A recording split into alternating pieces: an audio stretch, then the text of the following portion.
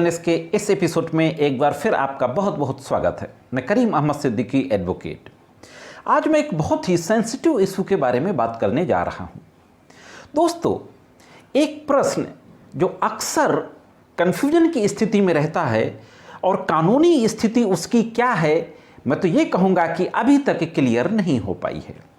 वह है marital rape, वैवाहिक जो बलात्कार होता है कि क्या पत्नी अपनी पति के विरुद्ध 376 की कार्रवाई कर सकती है या नहीं कर सकती है। हालांकि इस संबंध में कानून भी दिया हुआ है, इंडियन पेनल कोड में सेक्शन भी है, फिर भी अलग अलग समय पर अलग अलग जजमेंट में इसकी व्याख्या होती रहती है। अभी कुछ महीनों पहले कर्नाटका हाई कोर्ट ने इस पर एक जजमेंट दिया था। कर्नाटका हाई कोर्ट के उस जजमेंट के विरुद्ध और सुप्रीम कोर्ट में स्पेशली पिटीशन की गई। अभी कुछ ही दिन पहले सुप्रीम कोर्ट का उस पर एक वर्डिक्ट आया। हालांकि वो फाइनल वर्डिक्ट नहीं है, लेकिन सुप्रीम कोर्ट ने कर्नाटका हाई कोर्ट के आदेश को स्टे नहीं किया। और अभी एक दिन पहले दिल्ली हाई कोर्ट ने भी इस पर एक जजमेंट दिया है। हालांकि दिल्ली हाई कोर्ट का जजमेंट भी फाइनल इसलिए नहीं कहा जा सकता क्योंकि 2 जजों के बेंच का जजमेंट है और ये फैक्चर्ड जजमेंट है। दोनों जज एक राय नहीं थे, एक जज की राय कुछ दूसरी थी और एक जज की राय दूसरी थी। तो आज के इस एपिसोड में इन सारे जो जजमेंट्स आए हैं इन्हीं इशू के बारे में बातचीत करने जा रहा हूँ।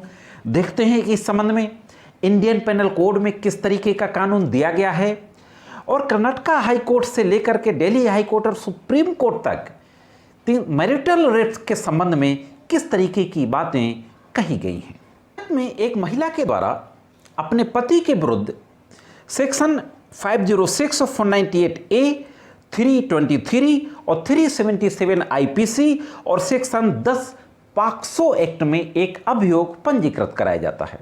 हाँ दोस्तों, मामले की विवेचना होती है और विवेचना के बाद जो चार्जशीट दाखिल की जाती है वो 377 की जगह 376 कर दिया जाता है और पॉक्सो एक्ट के सेक्शन 10 की जगह section 5ML relieve section 6 POCSO act में चार्जशीट दाखिल की जाती है। मैं सारे सेक्शंस स्क्रीन पर दे दूंगा। इसके बाद दोस्तों मामला कोर्ट में पहुंचता है और सेशन कोर्ट इस मामले पे ट्रायल शुरू करता है, चार्ज फ्रेम कर देता है। सेशन कोर्ट के द्वारा जब हस्बैंड के विरुद्ध बाकी धाराओं के साथ साथ सेक्शन 376 में भी आरोप बना दिए जाते हैं, चार्ज फ्रेम कर दिया जाता है, तो इस आदेश के खिलाफ और कर्नाटका हाई कोर्ट के समक्ष एक अपील की जाती है, इसको चैलेंज किया जाता है। पिछले महीने कर्नाटका हाई कोर्ट ने सेशन जज के आदेश को ओके कर दिया। उन्होंने कहा कि सेशन जज का जो आदेश है कि हस्बैंड के खिलाफ पत्नी की शिकायत पर 376 आईपीसी की शिकायत जो हुई है उस पर चार्ज बनाया जा सकता है। कर्नाटका हाई कोर्ट से वह आदेश ओके हो जाता है, उस पर कोई कमी नहीं पाई जाती। कर्नाटका हाई कोर्ट के आदेश के खिलाफ सुप्रीम कोर्ट जाया जाता है। सुप्रीम कोर्ट में बड़ी लंबी बहस होती है और कर्नाटका हाई कोर्ट ने जो बात कही थी वहाँ के जो न्यायमूर्ति महोदय ने कि अगर कोई काम एक पुरुष करता है तो वह अपराध होता है, तो वही काम दूसरा पुरुष करता है तो अपराध नहीं होगा, यह कैसे हो सकता है? यह डिस्क्रिमिनेशन है और कॉन्स्टिट्यूशन के आर्टिकल 14 जिसमें इक्वलिटी बिफोर लॉ और इक्वल प्रोटेक्शन ऑफ लॉ की बात कही गई है उसके अगेंस्ट है। यही बातें सुप्रीम कोर्ट में भी कही जाती हैं। दोनों तरफ से आर्गूमेंट किया जाता है। जो पति की तरफ से आर्गूमेंट किया जाता है वो ये कहा जाता है कि सेक्शन 375 का एक्सप्लेनेशन जो 2 है उसके तहत पति के विरुद्ध 376 की कार्रवाई नहीं की जा सकती है। उसी स्थिति में की जा सकती है जब पत्नी की उम्र 15 साल से कम हो। ये एक्सप्लेनेशन 2 में 375 आईपीसी में दिया गया है कि पत्नी के साथ अगर शारीरिक संबंध बनाए जाते हैं पुरुष के द्वारा और पत्नी की उम्र 15 साल से ऊपर है तो वह 376 की कैटेगरी में नहीं आएगा। हालांकि एक सेक्शन ऐसा भी इंडियन पेनल कोड में कि पत्नी के साथ अगर रिलेशन बनते हैं तो भी 376 की कैटेगरी में आ जाएगा। वह सेक्शन है 376B। हाँ दोस्तों, 376B में यह कहा गया है कि अगर हस्बैंड वाइफ सेपरेशन में रह रहे हैं एक दूसरे से पृथक अलग रह रहे हैं, उस दौरान अगर रिलेशन बनते हैं तो पत्नी की कंप्लेंट पर, इसमें एफआईआर नहीं होगी, सिर्फ कंप्लेंट केस होगा, पत्नी की कंप्लेंट पर, परिवाद पर पति के विरुद्ध 376B की कार्रवाई की जा सकती है।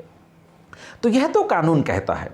375 एक्सप्लेनेशन 2 कहता है कि अगर वाइफ की उम्र 15 साल से ऊपर है और हस्बैंड उसके साथ रिलेशन बनाता है तो 376 की कार्रवाई नहीं की जा सकती। 376B कहता है कि अगर दोनों एक दूसरे से सेपरेट रहते हैं, इस दौरान अगर रिलेशन बनते हैं तो पत्नी की कंप्लेंट पर 376B की कार्रवाई की जा सकती है। अब यहां पर दोनों स्थितियों से अलग स्थिति थी। पत्नी की उम्र 15 साल से ऊपर थी, फिर भी 376 का आरोप बना दिया गया था और हाईकोर्ट ने उस आरोप को क्लियर कर दिया था। सुप्रीम कोर्ट में मामला पहुंच गया। बहस के दौरान तमाम बातें कही गई, आर्टिकल 14 को डिस्कस किया गया।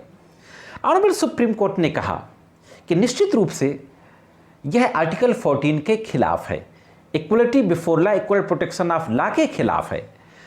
इसीलिए सुप्रीम कोर्ट ने कहा कि हम कर्नाटक हाई कोर्ट के आदेश को स्टे नहीं करेंगे।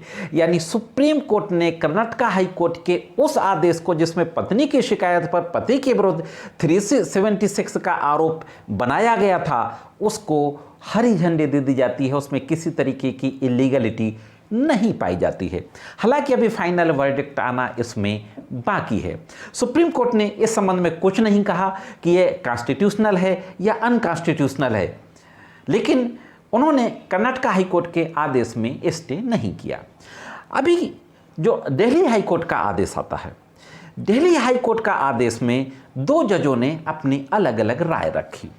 2 जजों की जो राय थी, एक जज ने कहा कि अगर पत्नी की शिकायत पर 376 की कार्रवाई होती है तो ये सेक्शन 375 आईपीसी के एक्सप्लेनेशन 2 के खिलाफ है, गैर कानूनी है। और दूसरा जज ये कहता है कि मैं इससे सहमत नहीं हूं, पत्नी के साथ अगर जोर जबरदस्ती की जाती है तो भी 376 की कार्रवाई पत्नी की शिकायत पर की जा सकती है।